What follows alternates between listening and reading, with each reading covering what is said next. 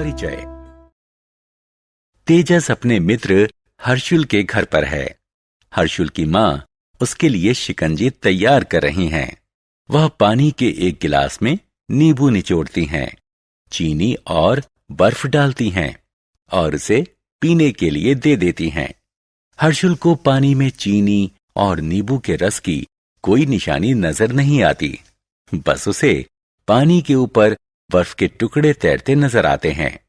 उसे यह देखकर बड़ी हैरानी होती है कि अलग अलग चीजों के अलग अलग लक्षण होते हैं।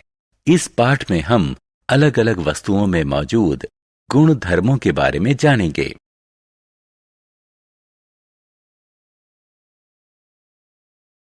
उद्देश्य।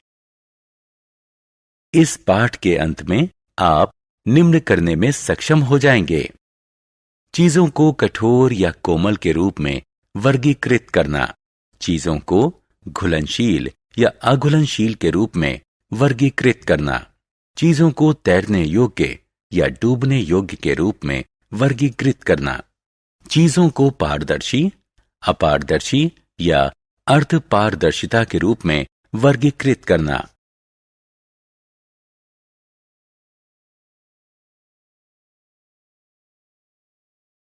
पदार्थ की कठोरता। आइए पदार्थ की कठोरता या कोमलता की अवधारणा को समझने के लिए एक छोटा सा प्रयोग करते हैं। एक स्पंज को पानी में डुबोइए। अब पानी से भीगे हुए एक पत्थर को लीजिए। अब दोनों को दबाकर उनमें से पानी निचोड़ने की कोशिश कीजिए। आप इन दोनों में से किसको दबा पा रहे हैं? जी हां, स्पंज को। क्या आप पत्थर को निचोड़ पा रहे हैं? आप ऐसा नहीं कर पाएंगे। जिन चीजों को दबाना मुश्किल होता है उन्हें कठोर वस्तु कहा जाता है और जिन चीजों को दबाना आसान होता है उन्हें कोमल चीज कहा जाता है। पानी में पदार्थ की घुलनशीलता। पायल का भाई एक फुटबॉल मैच के बाद घर लौटा है। वो पसीने में तरबतर है।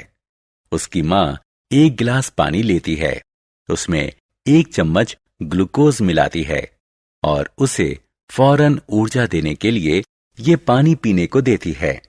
पायल का ध्यान एक बात की तरफ जाता है कि ग्लूकोज पानी में तुरंत ही घुल जाता है। वह कुछ और चीजों के साथ भी ऐसा ही प्रयोग करने के बारे में सोचती है। उसे पता चलता है कि नमक और चीनी जैसी कुछ चीजें पानी में आसानी से घुल जाती हैं। उसने ये भी देखा कि कुछ चीजें पानी में नहीं घुलती हैं, जैसे कि नारियल का तेल, सरसों का तेल, पत्थर और कंचे वगैरह। जो पदार्थ पानी में आसानी से घुल जाते हैं उन्हें घुलनशील पदार्थ कहा जाता है। जो पदार्थ पानी में नहीं घुलते हैं उन्हें अघुलनशील पदार्थ कहा जाता है। कुछ गैसें भी पानी में घुल जाती हैं, जैसे कि ऑक्सीजन। पानी में घुली हुई ऑक्सीजन पानी में रहने वाले जानवरों को जिंदा रहने में मदद करती है। पदार्थ की तैरने की योग्यता। बहुत तेज बारिश हुई है और प्राची के घर के सामने पानी से भरा एक बड़ा सा गड्ढा बन गया है। वो बहुत रोमांचित है। वो पहले उसमें एक पत्थर फेंकती है। पत्थर इस गड्ढे में गायब हो जाता है। फिर वो एक पत्ती फेंकती है, लेकिन ये तैरने लगती है। आप इसकी वजह जानते हैं? जी हां, पत्थर इसलिए डूब जाता है क्योंकि ये भारी है। पत्ती इसलिए तैरती रहती है क्योंकि ये हल्की है। इसलिए चीजों को पानी में उनकी तैरने की योग्यता के आधार पर बांटा जा सकता है। पदार्थ की पारदर्शिता।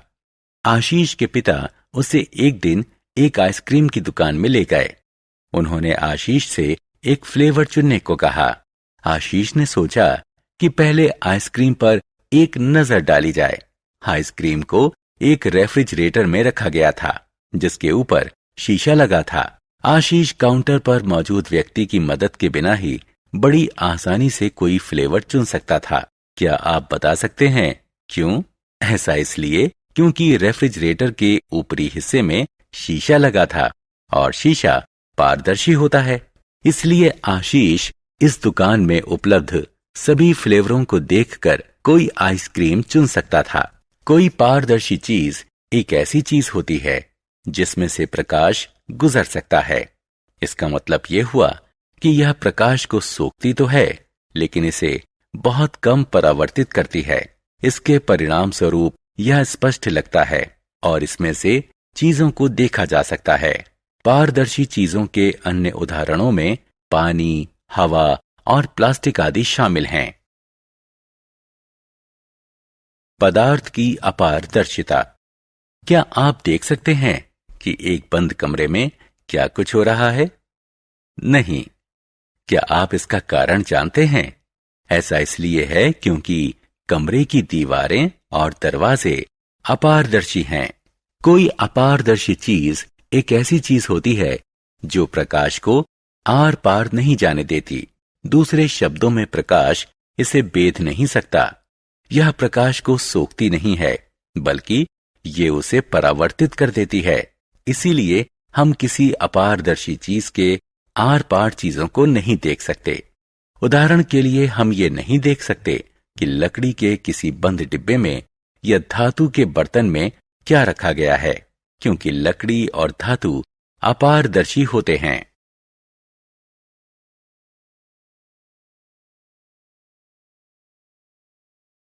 पदार्थ की अर्धपारदर्शिता।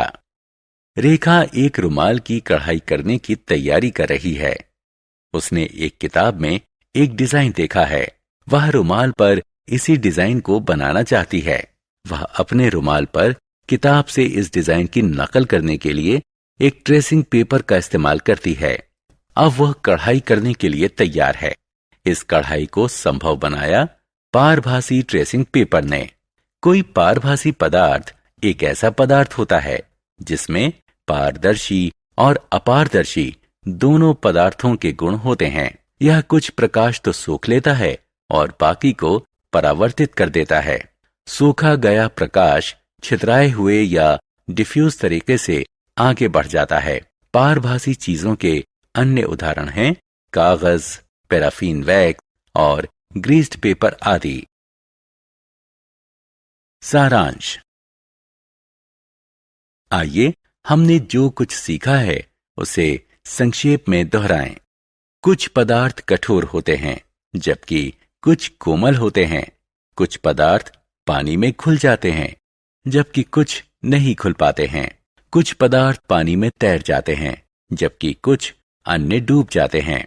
कुछ पदार्थ पारदर्शी होते हैं, कुछ अपारदर्शी होते हैं और कुछ अन्य पारभासी अर्थात अर्धपारदर्शी होते हैं। कोई पारदर्शी चीज एक ऐसी चीज होती है जिसमें से प्रकाश गुजर जाता है। कोई अपारदर्शी चीज ऐसी चीज होती है जिससे होकर प्रकाश नहीं गुजर सकता। कोई पारभासी पदार्थ आंशिक रूप से पारदर्शी होता है और प्रकाश इसमें से डिफ्यूज होकर पार निकलता है।